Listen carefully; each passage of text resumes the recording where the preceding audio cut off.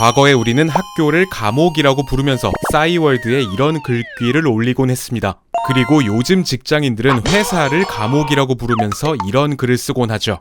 야, 회사가 교도소야? 일하면 돈 나와, 밥 챙겨줘, 때 맞춰서 운동도 시켜줘. 이거 교도소랑 똑같나?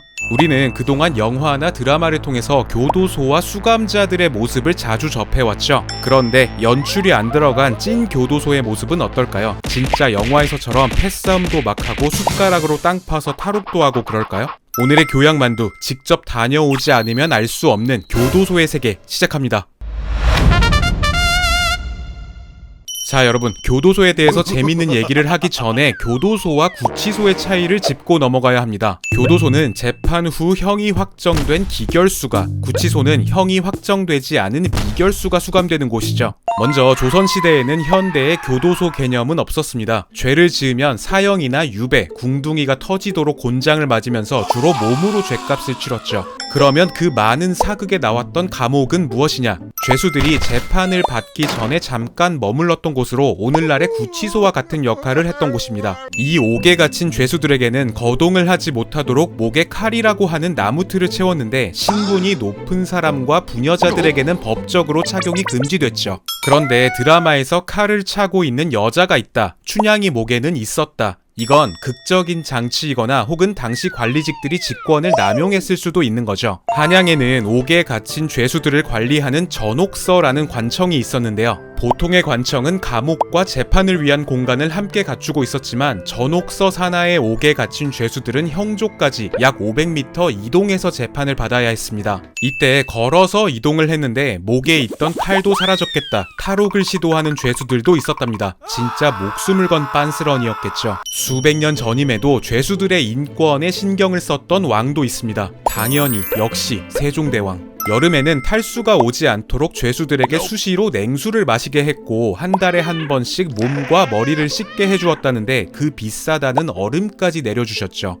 당연히 남자와 여자 죄수들은 분리수감됐는데요. 옥사는 구분됐지만 관리직들이 죄수들의 성별을 구분하지 않고 수감하면서 죄수들끼리 눈이 맞는 경우가 빈번했기 때문이었죠. 세종 19년에는 남편을 살해해서 옥살이를 하게 된 이름부터가 막장이라는 여자가 있었는데요. 감옥 안에서 다른 죄수와 간통하고 임신까지 해서 능지처사형을 당했답니다. 닉값을 오지게 하는 죄수였죠. 감옥을 칭하는 이 옥이라는 말은 일제강점기에 들어서 형을 집행하는 곳이라는 뜻의 형무소로 이름이 바뀝니다. 감옥에 가면 콩밥 먹는다는 말이 있는데요. 이는 당시 일제가 운영하는 형무소에서 수감된 이들에게 좁쌀과 콩을 섞은 밥을 제공했던 데에서 유래된 말이라고 하죠.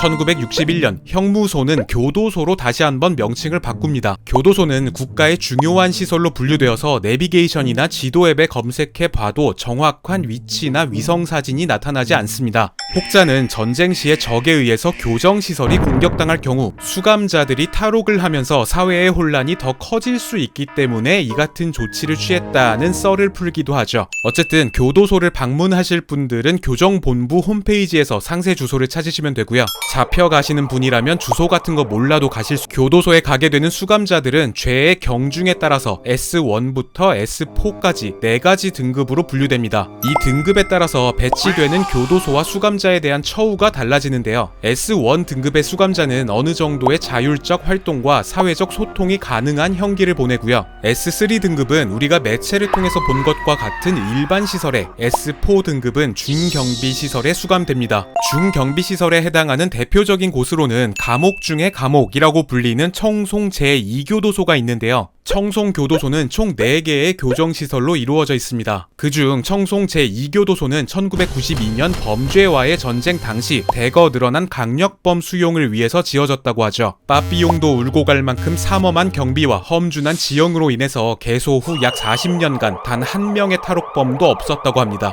조두순과 신창원, 오원춘이 청송 제2교도소를 거쳐갔다고 하죠. 생각해보면 이런 범죄자들을 관리해야 하는 교도관 분들은 진짜 빡셀 것 같은데요. 그래서 모셨습니다. 현직 교도관이자 교도소에 들어가는 중입니다 라는 책을 집필하신 김도영 교도관님과 인터뷰를 해봤는데요.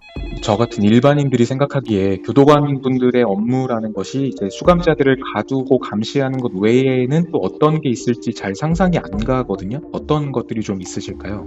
판결을 받고 구속된 사람이 몇 년에서 길게는 몇십 년을 교도소에 있다가 출소를 하게 되잖아요. 네네. 그럼 당연히 구속돼 있는 동안 직장을 잃었을 테고 그쵸. 이혼하고 뭐 가정이 깨지는 경우도 있었을 테고 우리 직업훈련과라는 곳에서는 직업 능력을 훈련을 또 시킨다든가 사회복지과 이런 곳에서는 종교와 연결을 시켜준다든가 네. 심리치료과 의료과에서는 뭐 정신적, 신체적 결함을 치료하는 업무가 수반되는 거죠. 수감자들은 교도소에 입소할 때 의류와 침구 등 기본적인 생활용품을 지급받는데 옷에는 이렇게 수감 번호표가 붙어 있습니다. 이 번호표는 죄의 종류에 따라서 사형수는 빨간색, 강력 범죄자는 노란색, 마약 범죄자는 파란색으로 구분되어 있죠. 이 교도소에서 여러 사람이 이렇게 있기 때문에 그 마약에 대한 호기심이나 그런 것들이 전염될 수 있다고 판단을 하는 거죠. 얘기를 듣다 보니까 이렇게 사는구나, 이렇게 네. 복용하는구나 이런 것들이 숙지할 수 있기 때문에 그런 색을 두고 나누고 있습니다.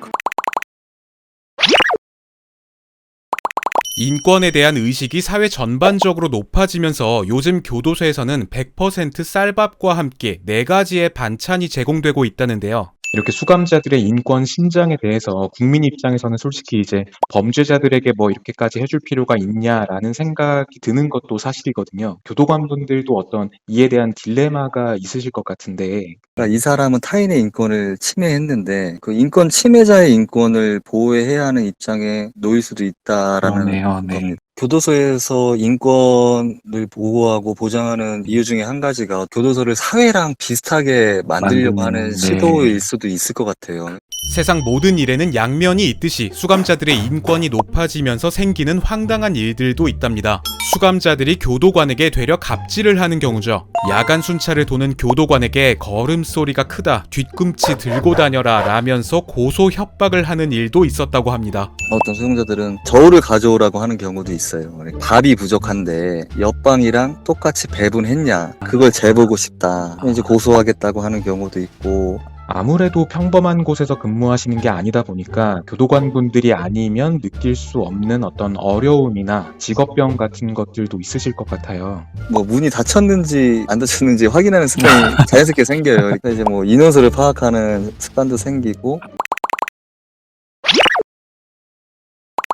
이번 컨텐츠를 통해서 보이지 않는 곳에서 재범의 예방과 안전한 사회를 위해서 노력하시는 교도관분들의 업무적 피로도가 상당할 것이라는 생각이 들었습니다. 교도관 자신이 이미 탈진 상태인데 타인을 돌보고 교화하는 것이 과연 가능할까 그런 것들에 대한 회의감이 들 때도 사실 많고 시설과 인력이 받쳐주지 않으면 재범 예방은 사실 많이 어려워질 것이고 그 결과는 또 우리 사회나 국민들에게 돌아갈 것이고 그렇죠. 네. 근무 환경 개선이나 이런 것들이 사실 필요한 절실한 상황. 상황이라고 볼 수 있겠습니다.